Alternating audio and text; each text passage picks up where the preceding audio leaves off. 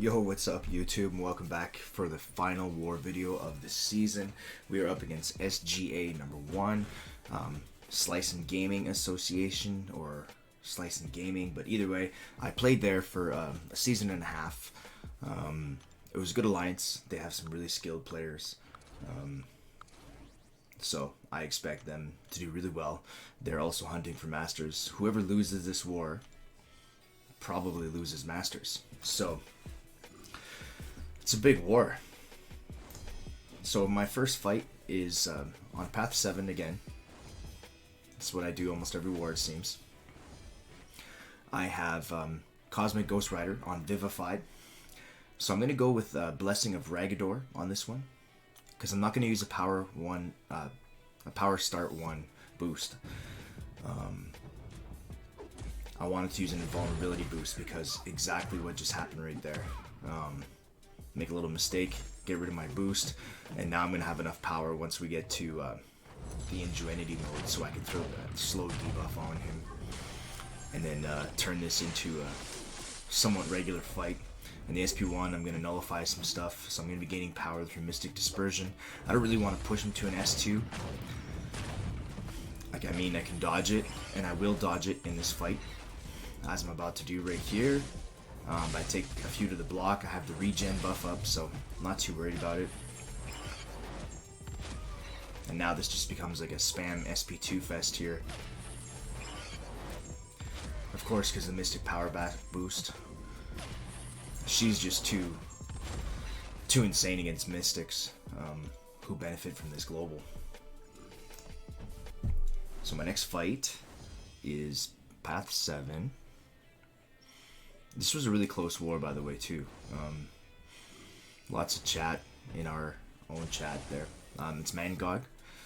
Chose to go with Human Torch, Flame On with Invulnerability Boost. As you see, I have exactly 2 Invulnerability boosts left, just enough for this war. So Flame On, and if we have to tank an SP3, we have to tank an SP3.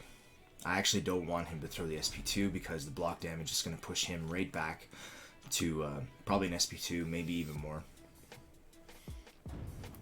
But this fight is pretty straightforward with Mangog. You never want to do 5-hit combos.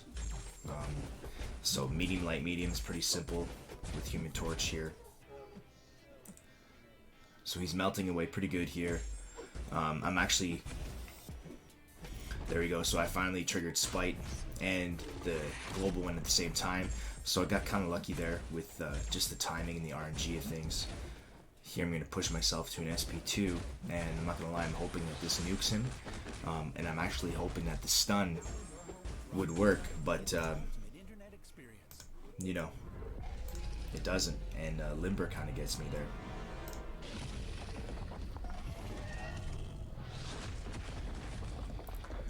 But hey, invulnerability boost, and he dies. So now our next fight is Apocalypse on Kinetic Transference. This is a pretty simple Doom fight. Put on some Mystic Power back boosts. I'm going to take the next fight too, which is Mojo. So I chose to not go with the 12% just because I wanted to save the 12% for the boss, because this is another Skrull boss. This fight's pretty straightforward. The nice thing about Doom, can easily control the flow of this fight. And I don't think I actually do a good job controlling the flow of this fight here. See, I throw an SP1, kind of ill-timed there, so now he has 2 bars of power. It is what it is. But now I'm able to steal his 3 bars of power. I want to push myself into the Doom cycle here. I'm very comfortable doing that block Dex method on his SP1. I'm also comfortable with dexing his SP2 if necessary. But a bit risky, you know. You take that SP2 and you might die.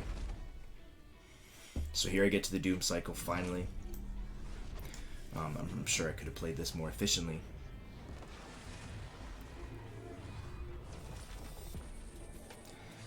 But either way, he's down to 62%. I have to be careful with the Mystic Power back boosts here, so I can't do full Doom cycle. I decided to throw my SP2 here and say screw going for the second Fury. He's melting away quick here anyway.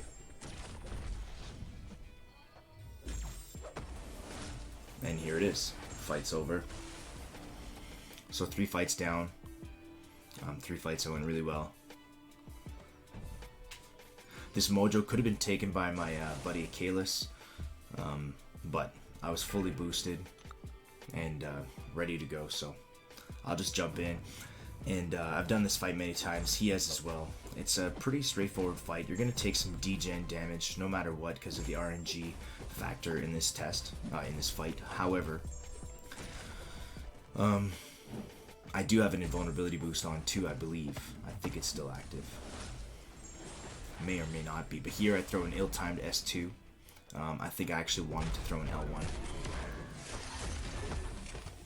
It's not too bad pushing yourself to 2 bars of power as long as you have a stagger on him. And then the indestructible is going to be nullified anyway. So here I'm just trying to keep like a bar of power, just in case I throw him too high in power. At this point I just say screw it, and I feel like I can push myself to an SP3. And then he throws his SP2. I take it all to the block so I can avoid some degeneration. And now we get into a doom cycle.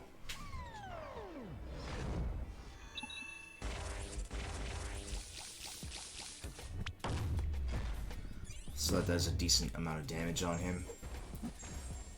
Here we're going to steal some of his power.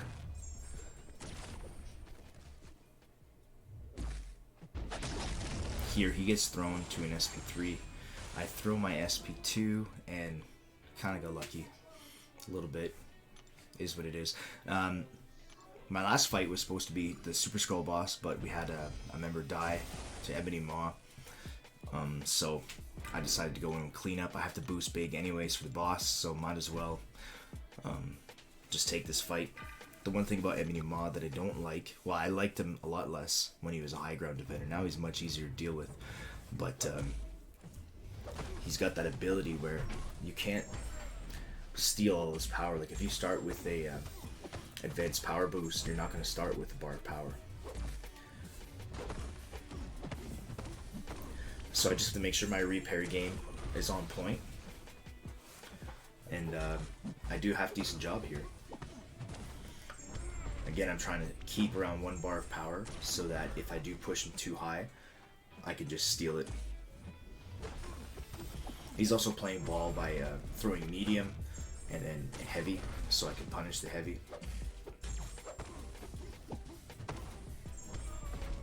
Here I push myself to an SP2. I'm going to launch it.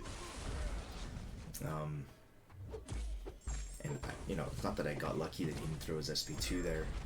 And here he has that SP3. So right there I did get lucky. Had he thrown it, it wouldn't have been a big deal. Just because I have an invulnerability boost on. My last invulnerability boost, and it's the last time I need it for the season, so no big deal. And here he's down to 1%, so I'm just going to throw my SP2 into his block and clean up that fight. You know, not the best job fighting it, but hey, clean up on aisle 3.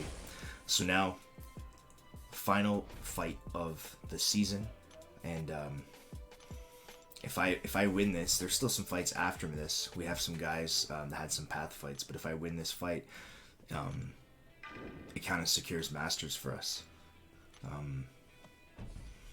So lots of pressure in this fight, and I think this is arguably the best Skrull boss I do all season. But I still do the same mistake. You'll notice I back out and then go back in just to make sure the pre-fight's stuck. Because some people are having some pre-fight issues. I haven't really experienced it this season. But anyway, so I go in, power start 1 boost, and start an Ingenuity. I'm going to throw an SP1. Here I try to throw it hoping I was going to intercept him. But I throw it into his block. So it's very typical of me in this fight. But it's okay, we got the slow debuff. That's all that matters. And I'm nullifying all kinds of stuff. So I'm going to throw an SP2 when I'm in that Fury mode here. And we're going to get a lot of power back out of it.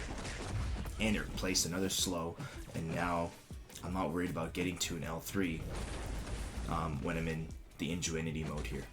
That SP2 took a lot of damage to my block though. It's kind of intense, but anyways, throw the SP3 in in Djinn mode, we're going to store this permanent slow rune. So I'm very happy with how this fight started. I'm not exactly pleased with how much damage I've taken, but it's all good. So now the plan is to spam SP2 as much as possible, throw SP3 when the falter's up.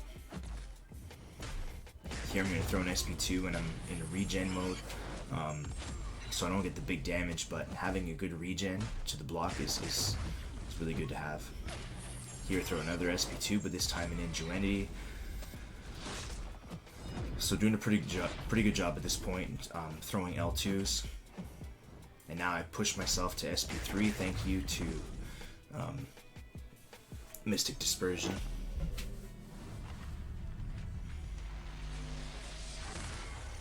And now I expect this SP3 to do some pretty good damage. Does a pretty good job. About 75,000 on that one. And now again, we just want to spam SP2s. I accidentally throw SP1 a little early there, but that's okay. We can nullify some of his buffs now, have the nullification aura up. Here I stay back until SP3 to again throw it in the Fury mode. And this doesn't finish the fight, but comes really close. So what's that one do? That one only did 64,000. Now I got that falter on me, so there's a little opening right after his heavy, and I go in, and now I can get rid of the falter. I'm going to wait till SP3, launch it, and this will be the fight ender. So, could it be done more efficiently? Yeah. Could it be done with Tigra? Yeah. But like, I found this to be my best Skrull boss of the season. And yeah, it secures Masters. We tied our battle group 2-2. They absolutely destroyed our fight time by almost 1,000 seconds. It's kind of insane. But overall, they gave up after they realized that they were losing. So they ended up taking all kinds of crazy fights. So we won by a large margin.